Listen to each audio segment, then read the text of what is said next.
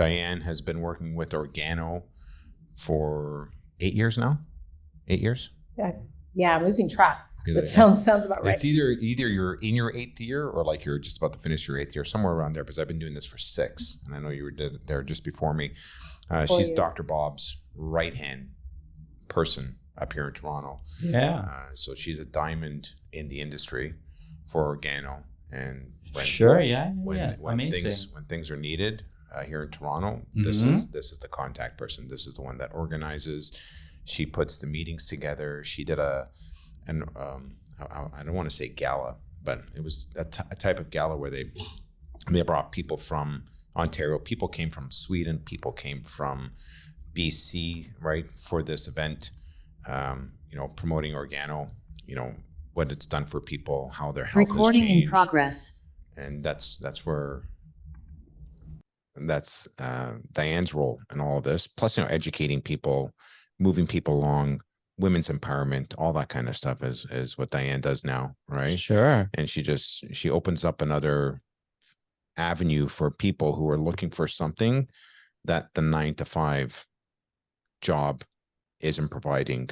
Okay. Either in finances, time freedom, health, wellness, right? So Dianne is that person that we've plugged into when it comes to just being a better person.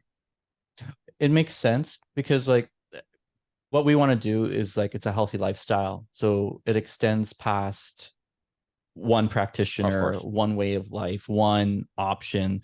And like the people who do well, they have a team. And diversifying and finding people that like they motivate you. And so not just by their actions and their words, but they actually motivate you as an individual to do things. So I think it's pretty cool. Relationship and combination. And Bryan's been, introducing me and showing me a lot of things that are very like positive, encouraging. And he sort of like is like a man who practices what he preaches. So I try to. Yeah, I know. A little ice cream the other day. I'm not going to lie. So well, okay. So it's not a confession. Like I never hold anyone to be like, well, you did have potato soup yesterday. Yeah. Like I do remember, like you said that. So now I'll never forget, because if you say you're not getting results, I have evidence against you. Oh, understood. I'll never be one to be like, I'm 100%, clean on anything that I do diet wise, but and I think that's good. And Dianne, I'm gonna get you to speak because you've been very graciously listening to us blabber on. But I never want anyone to feel like it's a 100% all or nothing. Like, you slip once and you're done. I don't believe that. There's doctors in the area that they have some kind of weight loss program and they literally come in and yell. I've had patients come in and like I was in their program and he threatened to kick me out of his office. So as much as I appreciate, ruling with an iron fist, that's not how you get results. You have to motivate people. So Dianne, how do you motivate us? How do you encourage us to start getting healthy? Wow. I've been doing this for 22 years, taught the Canadian School of Natural Nutrition, did a lot of corporate wellness programs, a lot of one-on-ones. I worked at the Hyperbaric Oxygen Therapy Center.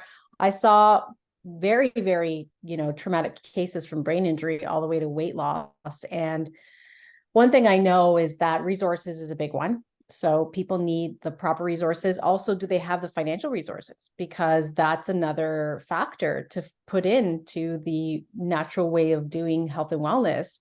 You need to have some sort of income stream as well to be able to support a lot of these modalities. So as a practitioner, I always found that if I could replace a habit with something that they were already doing, that's where the coffee picture came into place over time. I found getting people off of wheat, gluten, sugar was one of the most challenging things to do. However, coffee I found was the hardest, which is where the Organo brand kind of flew into play. But I think for me, it's really about meeting people where they're at. I feel it's more of a subconscious psychological challenge more than it is a biochemical physical one. We make choices based on old programming, on addictions, on emotions. So a lot of our core programs throughout the years have evolved into that space where it's not just what you eat, but it's what you're thinking, how you're doing, the neuroplasticity, the new identity, which I've adopted a lot of Dr. Joe Dispenza's work over time, when I realized we're not just biochemical, but we're, also psychological, neurological, spiritual angles to wellness. And that's, I think, my evolution as to why I've stepped onto different platforms and walked out of one-on-one practice. For that reason too, is because it can be draining over time.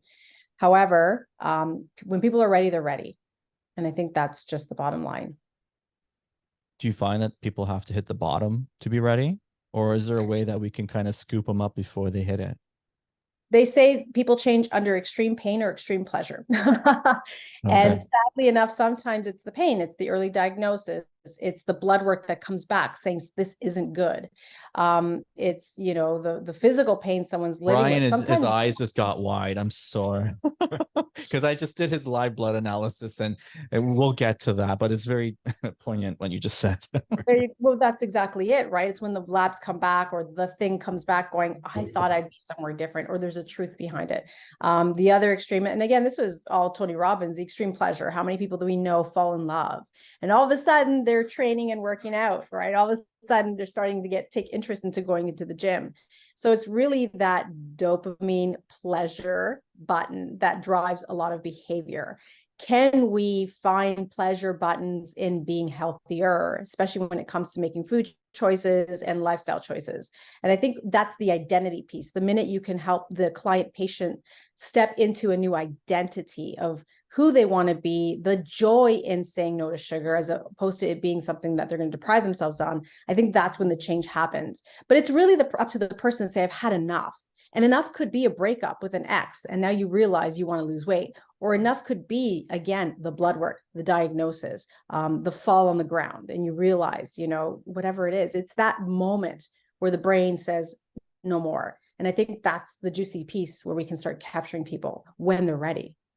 Yeah. I think it is about having a practitioner or someone someone that can influence you, but tie in the aspects of your life that may be like a motivator, or to tie it into like, hey, do you see where you are with your relationships? Do you see where you are with your health? Do you see where you are financially or with your job? And there's like, often when one thing's going wrong, 2, 3, 4 other things are going wrong too. But then maybe there is something that is a strength, and maybe there is something that they can change that will, if they correct one area, like you said, all these other things start to come back online. Now they feel like eating better. Now they feel like going to the gym. And if they're going to the gym, they're not going to eat crummy because it's like, I just went to the gym. And now this they start feeling a little bit more confident. Their clothes fits better. They feel a little bit more like they have something to live for. They get that kind of like wind behind them as opposed to pushing them back. So it's interesting where it's like, I think practitioners do have to have a keen eye to be like, are you noticing areas of your life that are kind of like falling behind? Because it's not like, a one-way street. If someone's coming in, they're like, I want to lose weight. I remember having a conversation with one person, and she just, everything I asked about every sphere of her life, she just said, it's great, it's great, it's great, it's great. And I'm thinking, you're delusional, you're hiding things, you're unaware, which sounds very judgmental.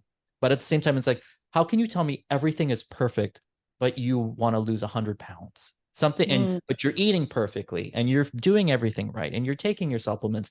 I'm like, there's a piece missing. So I end up going into Dr. Phil mode by accident, where I ask one question, they start to cry. I'll be like, I didn't think that was going to elicit that kind of response. I mean, I made Bryan cry today, but it's okay, Bryan. We'll talk about it. So I think that it's great that when you can pull in the multitude of what a person's being is and all the aspects of their life as a motivating, like, build up momentum, fix one area, and then those other areas they start to pick up as well. I mean, what's something that you would tell someone that's like, hey, you know what, I'm down on my luck, nothing's working, I'm not feeling good. Yeah, I'm taking my supplements, but I don't feel the oomph to want to do it. Where can we push them? I usually ask more questions. If you Yeah. could wave a magic wand Mm-hmm. and have anything or be anyone, what would that look like right now? Because you will get those negative Nancy's that come in. You will get those negative individuals that are like, nothing's working, nothing's working, nothing's working, frustrated, you know, you just don't even know where to start. So then usually it's a cry for help, and there needs to be an opening. So that's my job to find out, where can I crack a little window of light, get them excited to look into a resource. And usually I point them to a resource. I get to know a little bit about how they're wired. You know, what are they open to listening to? How open is their spirit? How are they really sciencey? Then I try to think of the tool that's going to match their psychology. If I know they're heavily science driven, I might point them to a Dr. Joe Dispenza. If I know they're highly spirited, then I might point them in a different direction. So therefore, I give them homework. My job is to help them find more answers, because it's not all me. I'm just the light keeper. And if I can say, you know, this resource, this book, this modality, this practitioner, this angle to things, and they follow through, I'd say 80% of the time they circle back going, thank you for that. Because that was part of the key to unlock my stuckness, which is what we're looking for. Yeah. And I think there's a lot of people who do seek support nutritionally or holistically, and they already have a good background. They are what I say, like they're hitting the ground running, but they need a little bit more direction, a little bit more like fine tuning what they're doing. So this is where our conversation with Bryan comes in, because Bryan's got a background in health and nutrition. He understands it. He's scholarly in that way. I've kept my eyes and ears open to people who are doing it before I've done it, and I look at their success. So if it's working for them, there's a good chance that it would work for me. So if someone is, you know, for example, you know, taking more time to grounding themselves, they go out in nature and they just be with nature, I'll do that as well, right? Our ancestors did that. So I'll find that when I do that, I actually feel a little bit better. I feel more calm. I'm more with nature. I'm relaxed, and I'll feel better. Yeah. So you're speaking very specifically in a sense, but at the same time, I'm hearing that you can bear witness to an individual who is succeeding, and you're like, well, they're doing something that works. Why am I not doing it? Right. And I mean, not all things apply to everyone equally, of course, but you do look for things that, like, I'm going to try that. I like that. That makes sense to me. Right. So then when you came in, you did your live blood analysis. We did your in-body bioimpedance analysis, and we had a conversation, and it's like, I've got these areas of concern, and I'm like, we're going to try a few things. Right. And then today was sort of like the follow-up about a month later on. And I would say the results were the overall positive, but it also points to like the healing process as an actual process. Right. Because I think you did a lot of great things and had some positive results. But when I look at your blood, it's a disaster. It's okay. Disaster. But it's a disaster in terms of like, things are actually changing. I agree 100%.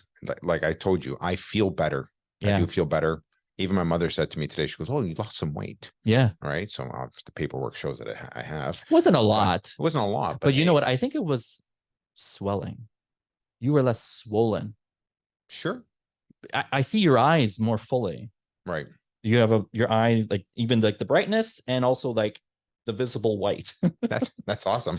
I mean, those are positives. Yeah. I always like to look at it like this. And Dianne, I think I've mentioned this before to you, but it's like when you clean out a fish tank, the glass looks good, but once you get your hand inside there and you start cleaning around the glass, all that now makes its way out into the water.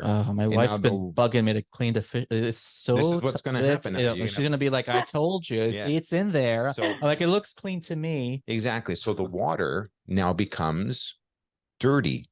Even though you're in the process of You've liberated all that guck. Right. Now it has to make its way through the tank to the filters to get cleaned out. And I think that's where I am right now. Like you said, I'm in a process where I feel better. My eyes look better. Right. But you're saying my blood work doesn't seem to be showing that it's as good as it could be. Well, you're not at the finish line yet. Right. Yeah. And I think where you were before, there was a lot of stuff in hiding. It's like spring cleaning. It's like, you know, the main floor looks fine, but the basement and our closets are a disaster. Right. We're going to clean it. And then it's like, as you're cleaning, you're like, why does it look worse? Why does it look like my house just threw up everywhere? And that's where you are today. Mhm. But in a month from now, you're going to have squeaky clean hallways. Nice. Your blood's going to look good. You're going to feel even better. Your in body's going to look like great results. You had good results today. Right. You're going to have great results. Well, you gotta remember, there was 3 weeks in Portugal. There's a lot to clean out. Dianne was in Portugal. She knows exactly what I'm talking about. She looked she was okay. What did you do in Portugal that was so I harmful? spent more time there. That's Yeah. what it was. Oh, I it's just spent a time I spent issue. more time, which means more pastries. Sure. I'm not gonna lie. Okay. Yeah. Let's talk about reishi. May I? Can I bring Yeah, up the Of topic? course. Because I feel like that's sort of like something that is, it's like the elephant in the room. It's like, it's the thing that's working for you. Mhm. We haven't talked about it yet. What part of it do you want to know? Well, I mean, I think that part of your plan this past month was to increase your consumption. It was actually after my last visit with you, I received an order of reishi spores. Okay. And the spores are the most potent part of the plant when it comes to its healing properties. Can Dianne speak to that? Of course. Not that I doubt your science. No, I'm just repeating what I've heard in the past. Oh, yeah, So that's what I saw. I noticed yeah. you do that. You do it Yeah. well. But Dianne, can you give us some orthomolecular background? I can give you a little spiel. So, I never really worked with medicinal mushrooms in the past. I was more of the old school, typical fish oils, vitamins, minerals, protein powders, bioimpedance analysis, typical things that a nutritionist would start out with. Over the years, I started to learn more and more. That's just what happens when you're hungry and you're motivated to keep helping the world. There's so much to learn. And then over time, when I was a single mom, and that came out of nowhere because I wasn't expecting that to happen, that's when I realized I couldn't do the, typical trading time for money model. It wasn't working for me. I needed something where I could work from home, leverage my time. And it was actually Dr. Bob Rakowski, one of my mentors, big lecturer for metagenics, had actually been lecturing for us in Toronto. And I, on break, approached him and I said, Dr. Bob, how do I stay in the field of health and wellness? Because it's the only thing I know, but actually be able to raise a child as a single mom now. And then he told me, have you heard of this company called Organo? I never have. As every practitioner, I wanted to know about the product first. So I got my first shipment. I started sharing product.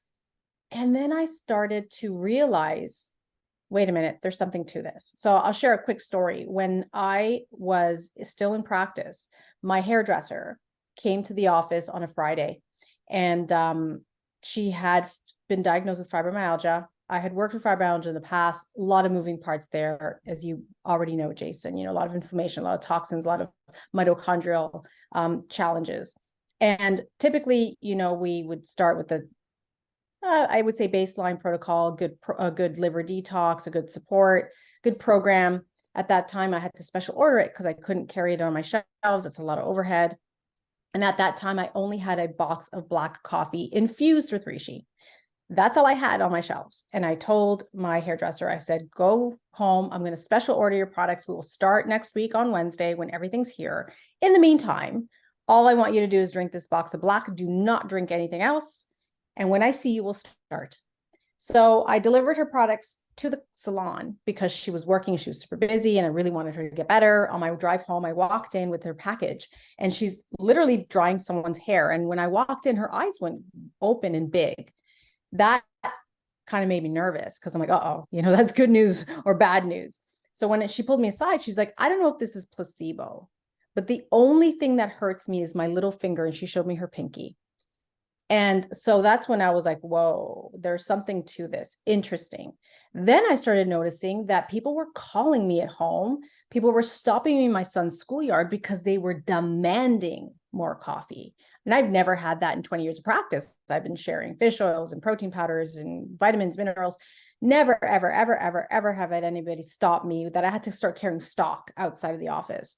And that's when I was like, okay, there's something to this for sure. Well, in doing the research and understanding the studies and seeing the testimonials over time, we know published medical facts, published medical journals show that Ganoderma lucidum has many multiple pathways in which it helps with. So it helps with anti-inflammatory pathways. It'll help with driving more nitric oxide, which increases oxygen to all the cells and tissues. It supports liver and kidney detox pathways. Hence, I'm getting more balanced hormone fluctuations from women because of the liver, being able to go through phase 1, phase 2 liver detox a lot more effectively. Published medical journals showing that it works with neurotransmitters in the brain, raises serotonin, that's your happy feel-good hormone, will lower the glutamate, which is that excitatory neurotransmitter, raise GABA. So you have a more calm, centered HPA access. So these different mechanisms happening at the same time is what medicinal mushrooms do to the body. There are many medicinal mushrooms out there, depends on the different types. But reishi is the one that's the most general for many different body parts. No known toxicities, no known interaction with medications that we know of to date. However, every person's different. Your bodies don't lie. They're very honest. I mean, if something's not working for you, you'll feel it. Sluggish energy, hair falling out, skin breaking out. But when things are working for you, you'll feel it too, right? Just like the work you're doing with Bryan, less inflammation, whites of the eyes are whiter. So this is where I always tell people, you're going to do coffee anyways. And that's what happened. The company said, look, people forget to take supplements. I know I do, and I'm a nutritionist. But no one ever forgets to drink their coffee. So what if we took the number one habit in the world, people know, love, and do, and are never going to stop doing, and we put the supplement in it. And by doing that, they started not only alkalizing coffee, because reishi/Ganoderma is very alkaline, but they started actually riding on a habit people love, people can afford to do, and they put the supplement inside. So I found it as a vehicle to enhance body chemistry while people were going through their programs or not. But when I started to look at the mushrooms a little deeper, I also learned from a frequency standpoint, when you start looking at vibrational aspects to food and every single living organism out there, and this is where we start to get just a little bit on the woo-woo side. But the truth is, we're 99.9999%, what do they call it? 0.9999% energy. No, matter, that's it. We're mostly energy. I'm getting the stats inversed, but we're mostly energetic beings. So are foods, which right now we have very little of because everything's processed. So when you look back to medicinal mushrooms, Paul Stamets, who's a leading authority in medicinal mushrooms, and you'll find his talks all over TED Talks, talks about how medicinal mushrooms literally encompass 50% of human DNA. And they're kind of like cell upgrades, kind of like when you have a cell phone and you have to do the software upgrade on your cell phone. It doesn't matter how powerful, you can have the latest iPhone, you can have the latest hardware, but it's the software that makes the hardware work well. So they say that medicinal mushrooms are software upgrades to our 100 trillion cells that are always multiplying.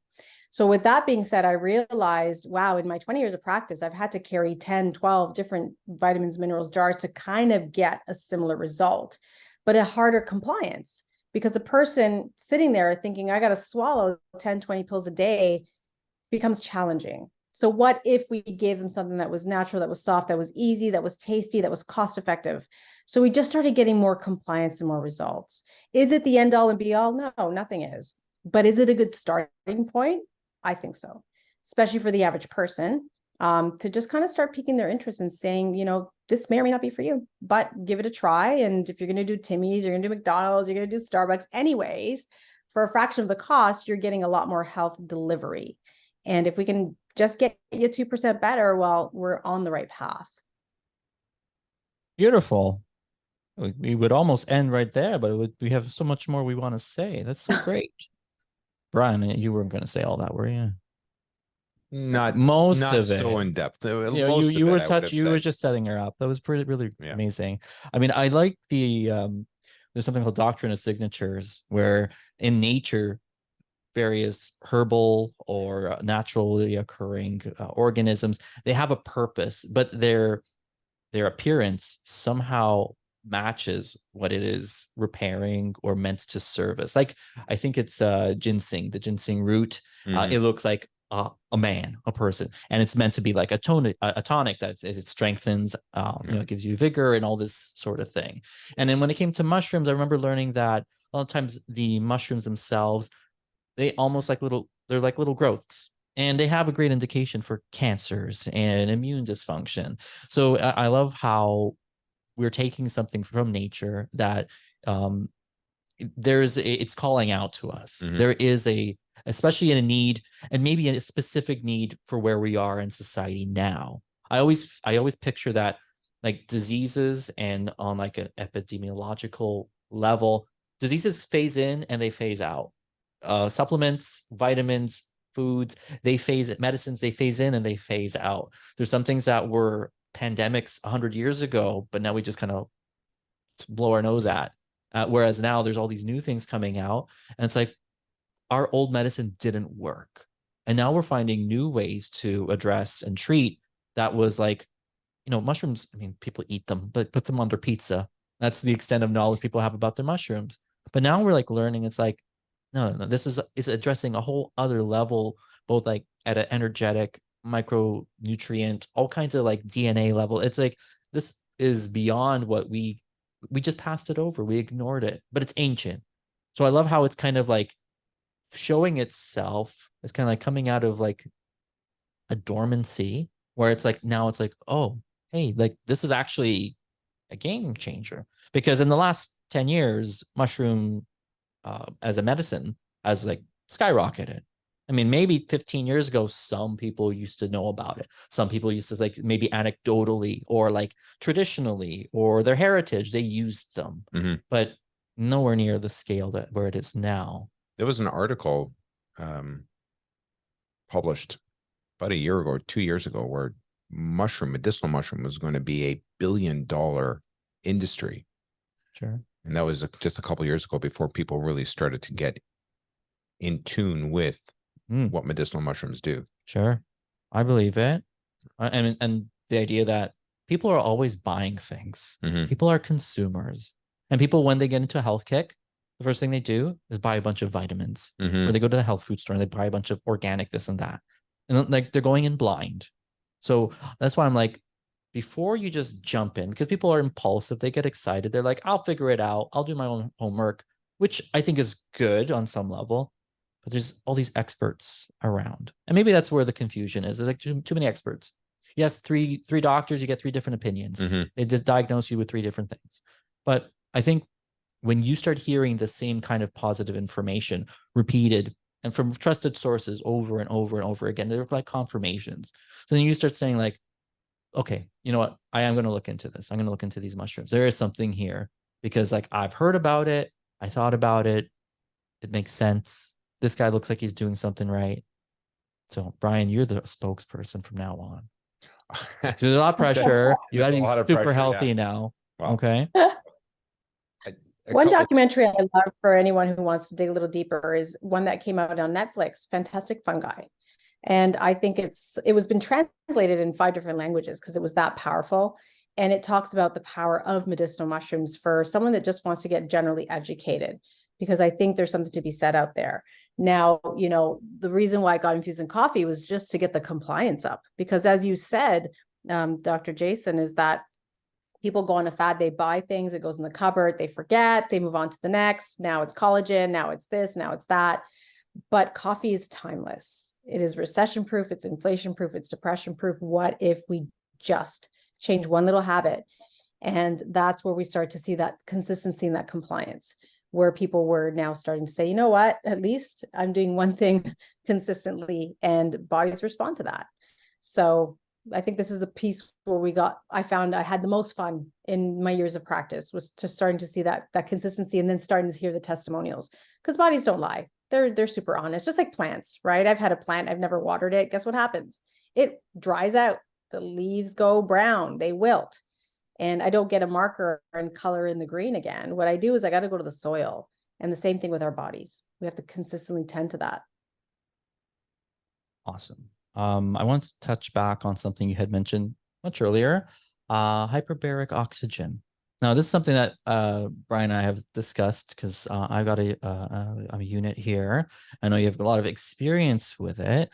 Could you speak to like maybe like someone like Bryan, like that he's working on optimizing his health? What have you seen with individuals that are like going from I'm here, but I want to go here? Has hyperbaric helped with that? I have seen, well, normally hyperbaric is number one, very expensive, and number two, very time consuming. So people that come for treatment have to schedule in their schedule. They have to drive, they have to factor in the change of clothing, the settings of the actual tank where you have to kind of drop someone to a certain pressure and then monitor them. So it is a time commitment. And usually on 1 or 2 treatments, you don't really see a heck of a lot unless you're very imbalanced. And this is, again, going back to my statement, bodies don't lie. So when you have someone that's severely imbalanced, the body responds, right? Sometimes when you give somebody a lot of toxins, a detox, guess what? They're going to have a detox reaction in the form of headaches, diarrhea, nausea. I've seen the same thing with hyperbarics. Somebody that's very heavily laced with, candida or toxins will have die-off reactions, and they'll start to feel crappier than they did before they started treatment. So I think hyperbarics has definitely a place. It's oxygen under pressurization into all your organs, skins, tissue, but it takes a while to start creating those new pathways, those new cells that have to get generated through that process. So the challenge I found with hyperbarics, as much as I loved it, is that you need consistency. There's time commitment. And like I said at the very beginning of the podcast, where not everyone has the financial resources to do all these things. So what else can we do to raise oxygen levels? There's other things you can do, but it depends on the case, right? A brain injury case, guess what? We need hyperbarics. Post-concussion, we need hyperbarics. Like breath work isn't going to cut it necessarily, even though I wouldn't not do it. So it is really a case by case based on the situation. And I've seen some tragic cases have to come to the hyperbaric chambers. The center that I worked out of, high medical grade, serious machines. We at the time had 4 of them. And, these are serious car accidents, close to death, stroke. Like that's what we're seeing in our clinics or back then. Sure. I left that a few years ago. But it can be very powerful, and I've seen transformation happen. But for the average person, I mean, there's many resources out there. I say start somewhere, start and layer upon what it is that you need, and I definitely promote it if you can do it. Sounds good. What if someone is saying like, I don't know where to start? Where would I start in like a health journey? Like my diet's crummy. I feel crummy. My blood work comes back fine. My doctor says I'm healthy, but I don't feel good. Where would you put them on? Is it coffee? Well, I always find out, well, what's your goal? Like, what would you define as healthy? Because, I feel They don't crappy. know. I think that's actually even a better question. But how do you define health? Because most people, they leave an emergency room because they're not going to die today. Mm-hmm. And their doctor's like, you're fine, go home. Well, how do you define health? Like, I mean, is it just, is it blood work? Is it how you feel? Is it energy? Is it weight? Is it your mind, body, spirit? Like, what are things that you would measure? What are things that you see people ignore in terms of health? 100%. And you said something really powerful. Everything's normal. I saw that a lot. That's why they come to us usually, because they've hit the end of the road when it comes to the conventional medical model. And what I like to always educate my client base back then, and even the audiences that I speak today, dysfunction precedes pathology. So sometimes your cells are severely dysfunctioned, but you have no pathology yet. So why do we fall for the trap of early testing? Come back every year and test to see if you have this disease yet. That's terrible. That's diagnosis. Early diagnosis is not true prevention. So don't confuse dysfunction for actual pathology. So when people come back going, I feel so lousy, Dianne, I have no energy, I don't know what's wrong with me, but everything's normal. And I'm like, fan-freaking-tastic. That means we have a nice, beautiful chance to start working with some dysfunction. And let's start there now. So I always, again, ask them, what would they want? What would that look like? And based on what they want, then it's a matter of reverse engineering. If I have to start from one place, I start with the most simple.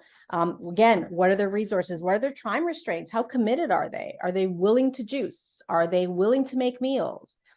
These are all simple questions, but I have to address the lifestyle of that person and their level of commitment.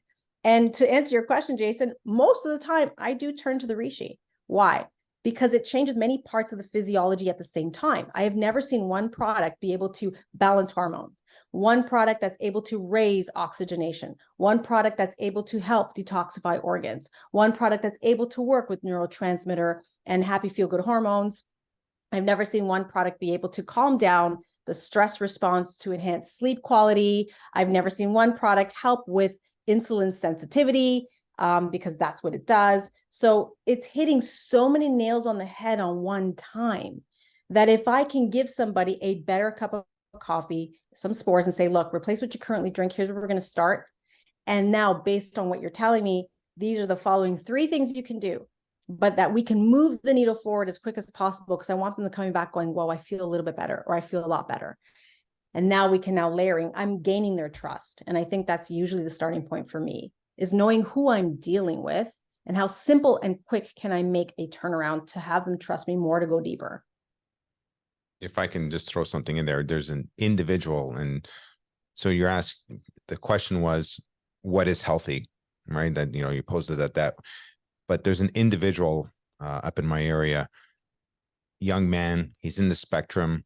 When I first met him months ago, I could not have a conversation with him. I couldn't understand anything that he was trying to relate to me. The mother would have to try to translate for me. And even then she would have difficulties. Well, just the other day, I took him for a motorcycle ride where, like, I would never months ago ever try to put him on the back of a motorcycle and take him on the highway. But like, he sat with me. We were able to have a conversation. He was actually saying something to me where he's like, he was going, cause havoc, cause havoc, cause havoc. And I'm like, Clay, I said, just take a breath, relax. What are you trying to say to me? And he says, what do bad guys do? And I go, oh, cause havoc. He goes, yeah. So he was, months ago, he wouldn't even say that. Yeah. Months ago, he was just locked onto the device with a pair of headsets, and it would be like, hey, Clay, and he would just like look and then drop his head again. And now there's actual interaction. Wonderful. Right. And that is from someone who wasn't like, I want to get healthy, I want to feel better. We just introduced something to the mom. The mom then introduced it to the son. He just drinks tea on a regular basis, and it's had a transformation on him. Yeah. And for him now, he's healthier. Sure. Right. You know, without him even asking for it. And that was the beauty about this product, is, like Dianne said, it hits so many nails on the head at the same time, that for Clay, you know, he was getting healthier physically, but mentally as well. Mm-hmm. And then there's a spiritual side of it, because when we got off that motorcycle ride, I'm like, what did you like about it? He goes, everything. Yeah. I said, what will you remember? He goes, the wind. Yeah. And that was like one of the best parts. And I just saw, you know, the struggle of the young man before trying to express himself. That wall has been broken down, where now he's actually able to converse. And I thought that was great. And that's where Dianne said, like, so many nails were hit at the same time. Wonderful. Yeah. Yeah. That was tremendous of you too. Well, I like going for bike. I know, I was gonna say, because it was I just had a the passenger. 2 for 1. It's like you're being very yeah. altruistic, but you also got to go on your bike again. Of course. This leads to another question. Like, how do you motivate the people around you to change? Because, you know, a lot of times people come in, they're like, I'm doing okay, I'm working on myself, but it's a parent, or it's a spouse, or it's a loved one, or it's a friend, or it's a colleague, and you're like, I see this person struggling. They don't know where to look. I try to tell them, like, you try this. Like, what can you do to like make someone like say, okay, I've seen it work for you. Like, where does that come from? How do you motivate? You want to touch on this one first? Yeah. I find stories really help. People relate to stories when they like personal, or like, you know, like someone that, like, you know, a success story of someone, you know, to motivate.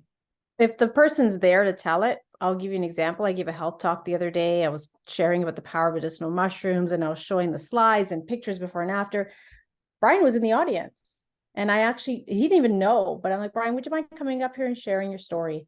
He's got a fantastic story of how Rishi was able to help somebody on an airplane with a, really bad allergic reaction that it just turned on the breathing pathways again because of the nitric oxide delivery. And I got him to come on stage and share that story. So if I have the storyteller there who actually happened to, I prefer them to share it. Otherwise, it becomes a third party story. But I find stories is where people listen, and something in them, I want something in their psychology to say, man, I want that too. Now I've got it in. I do like the story path as well. Yeah. I do like to tell stories. I know. Right. I do like to tell stories because I find them educational. If you say them, if you pronounce them or if you present them the right way, they're educational. Yeah. Not only for myself, right, but for that person as well. And there's something that we've done in the past where it's the best way to learn something is to teach it. So if I'm teaching that person how to be motivated, I'm also learning myself how to get remotivated. So I find in that storytelling, when you're telling that story, like Dianne said, you're telling that story, there's something there that's going to motivate them, but at the same time, it motivates me. Yeah. I get that. And I think that so the next step, when you do have success and you connect, how willing are you to I guess, coach them, make yourself available? I mean, I know when I first started in practice, there was a couple patients I gave my cell number. I don't do that now. But when you're okay, this person, they're really desperate. I mean, I think nowadays there's a lot more resources where it's you can say okay, no, you call this hotline or you call this person or look this up or watch this. And I think that sort of is a nice, maybe a little crutch, or you hold on to this until we meet again. Because a lot of times they're okay, I'm good in your office, I'm good talking to you, I feel great, but when I leave here, everything kind of just falls out of my brain. So what resources do you give? What do you suggest? What do you encourage? Do you make I know you make yourself available, Bryan. You told me lots of times where you do make yourself available. But let's say Dianne, what would you give someone? Where would you point them? I know you mentioned depending on if they're science-based or spiritual, what anything specific that you can point to, and it's hey, you know what? Read this or watch this. And this is kind of when you're in doubt, refer to this. So I, like you, wanted to save the world, Jason. I was giving out my personal contact info. That doesn't work. Now I actually manage different teams globally. So I have a huge, huge team that's always asking questions, some health-based, some coaching, some leadership. So I usually have an honest conversation where I just help them understand there's a filtering process. If you're willing, hungry, and coachable, I'm there. I will match your efforts. I assign homework and assignments. And if you do your homework, I know to keep driving more homework so we can help you move the needle forward. You get my one-on-one time. If you're not doing the homework and you're not watching the video or listening to the book or doing that one little thing I'm asking you to do to help you make the next baby step forward, then you fall into group coaching. And now you can find me on Mondays at this time or on Wednesdays at this time where I peer for the group. And now you can post your questions. So I'm very clear about the expectations from the beginning in a very loving way. So I know where to give my personal time and not. And then when it comes to homework itself, most of the time I like to assess who the individual is, how they're willing to digest information. Because like I mentioned earlier, there's stuff that's heavy science-based, there's stuff that's heavy spiritual-based, there's a lot of psychological stuff. But the one area I always circle back to very commonly is I love Dr. Joe Dispenza's work. I find his work is very complete when it comes to mind, body, spirit, very self-empowering, very riddled with science. There's easier books to read, like You Are the Placebo versus, Becoming Supernatural, which would be someone who's a little more evolved, Breaking the Habit of Being Yourself, if someone's deeply science. So I find he's the one resource I can dance within his books of resources to kind of assign to someone based on what they're struggling with. And normally what I see is health, or abundance or limiting beliefs, right? That's usually the box that I swim in. So they're interconnected. I love how you kind of you put the ball in their court, and it's like, well, how much effort are you willing to do?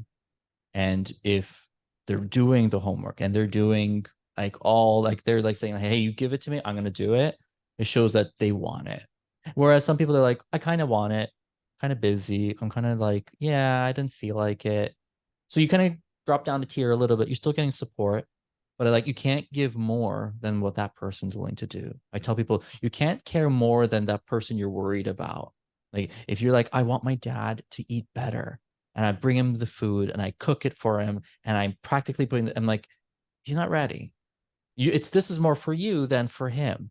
So I like how it's kind of like there's got to be a drive, a personal self motivation. It's like the resources are here, the help's here, but you got to like open the door. You got to turn the key yourself. So I like that.